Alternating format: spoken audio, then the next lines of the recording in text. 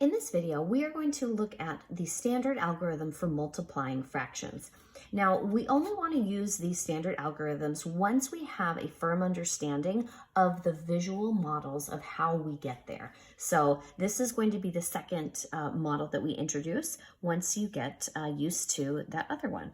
Okay, so for multiplying fractions, you saw for our area model that once you saw it visually, and you've kind of then translated that, you can see that, and what ends up happening is that you're multiplying across. So this 3 times 1 is 3, and this 5 times 4 is 20. So that can kind of illustrate that shortcut there.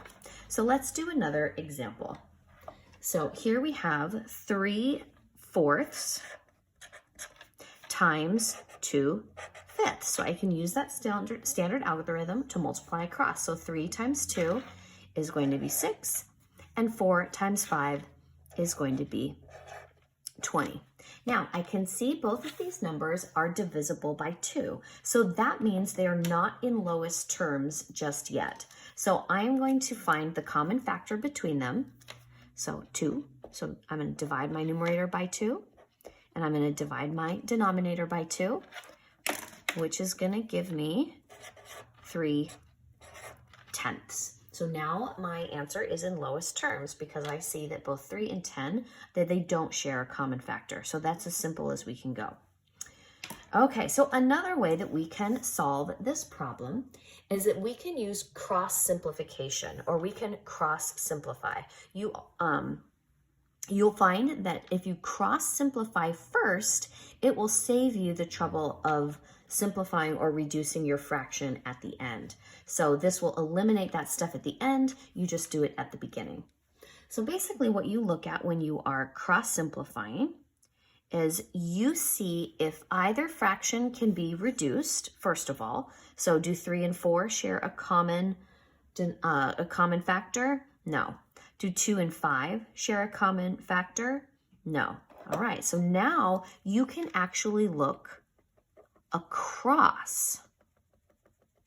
So if that numerator and that denominator share a common factor, which I can see that they do, then you can cross simplify.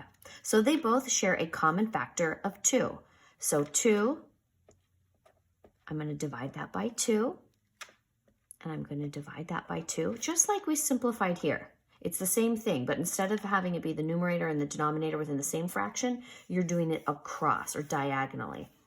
So then that 2 divided by 2 is going to equal 1.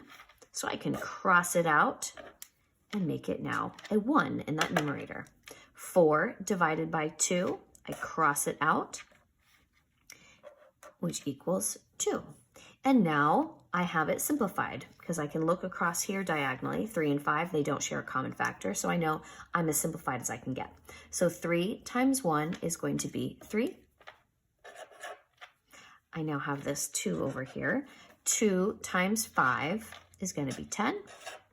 And I now have the simplified fraction already, 3/10 or 3/10. All right, now sometimes you are going to have whole numbers and improper fractions and mixed numbers, and you're going to have all sorts of situations here that you will then need to convert to be improper fractions so that you can multiply them more easily. Okay, so what you're going to do in this situation is you are going to take, so let me just read the problem first. 4 times 2 and 1/3. So you're going to take that 4 and you are going to put it in the format of 4/1, which is equivalent to 4, right? So if you think of it visually, you have something that's split up into 1 parts and you have 4 of them, and so that's 4 wholes. So 4/1. And you're going to multiply it by, and we're going to convert this 2 and 1/3. So remember from the previous video of how to convert mixed numbers to improper fractions, we know 2 times 3 is 6, plus 1 more is 7. So I put 7 as my numerator, all over 3 is my denominator. And now I have it set up in a nice way that I can use my strategy of multiplying across.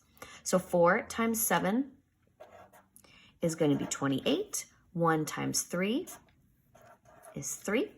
And I can leave it in this format, or I can put it back into a mixed number.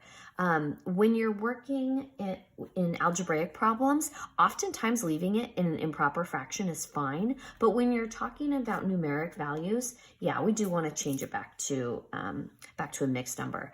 So 3 goes into 28. That is going to be 9 times, because 3 times 9 is 27. And I'm going to have 1 left over, so that's going to be my numerator, all over 3. I'm going to leave my denominator the same. So 9 1/3 is going to be my final answer. All right, that's it.